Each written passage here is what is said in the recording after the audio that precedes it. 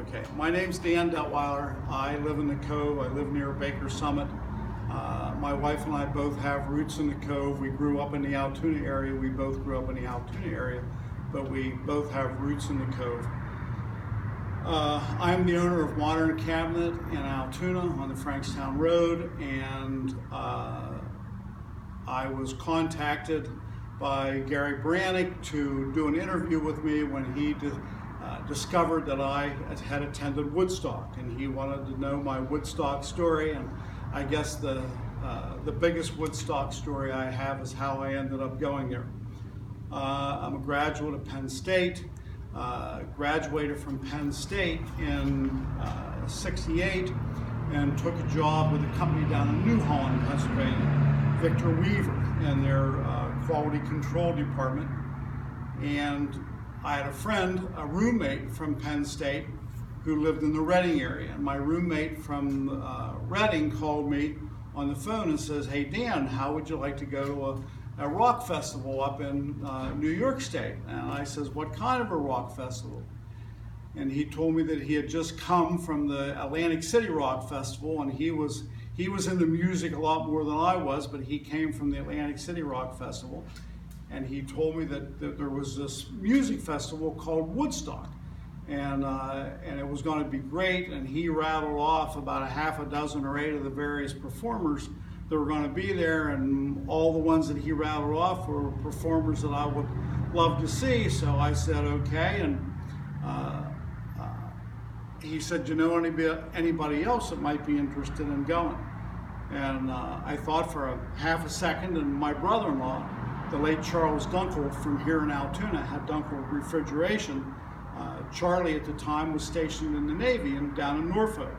And Charlie and I had been friends since junior high school, and I knew that Charlie was into good rock music, and I called Charlie on the phone and explained what was going on and told him when it was going to be. And he said, "Boy, that sounded really good to him, that he thought that he would really enjoy that."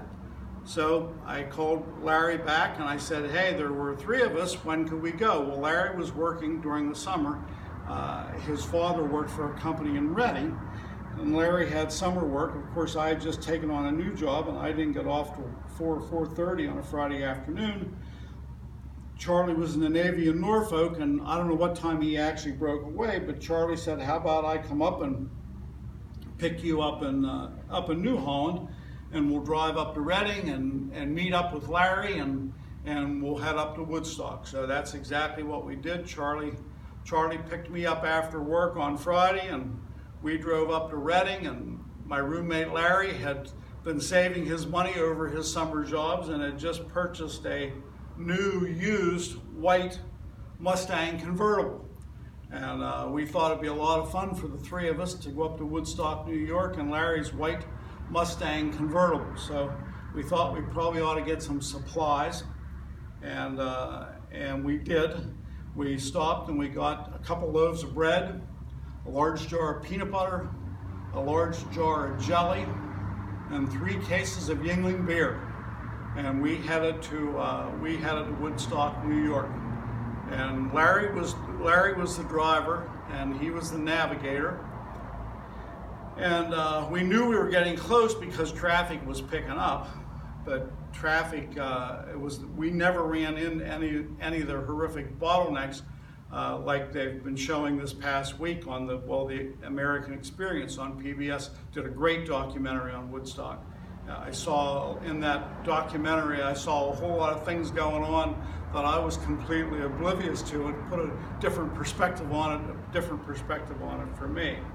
But anyway, we get relatively close, but we're not exactly sure. Larry had procured the tickets, had procured 3 tickets for all 3 of us, bought and paid for, and so we wanted to go wherever the gates were going to be to get into the event. So just so happened that we drove by not far away. We knew we were close. Not far away, there was an intersection of 2 rural routes.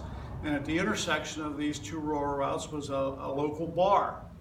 And we thought, hey, we'll go in there and ask these locals in this bar on a Friday night, how's the best way to get to Woodstock? So we went into the bar, pulled in the parking lot, and went into the bar, and they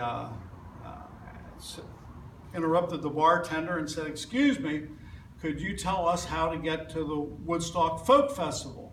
And the bartender looked at us and he threw his arm up in the air and pointed to the upper corner of the bar room, and there on the shelf was a 19-inch or a 20-inch portable black and white TV, and all they were showing was Woodstock. And he says, "You mean that event right there?"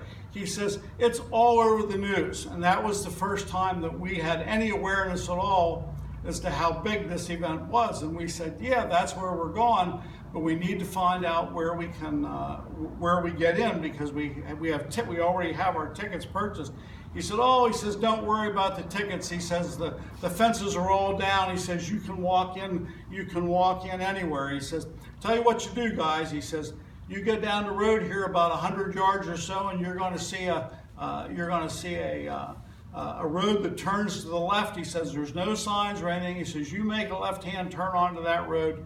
It's going to take you right down to where you want to be." He says, "If I was going, it'd be about where I'd want to be."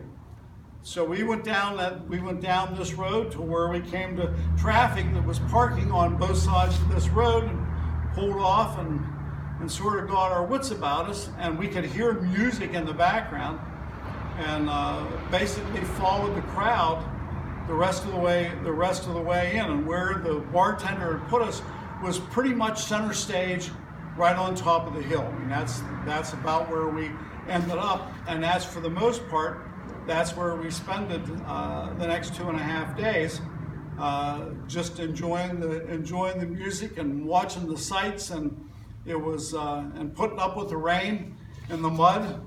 But it was truly a good time. Of course, we had to leave early.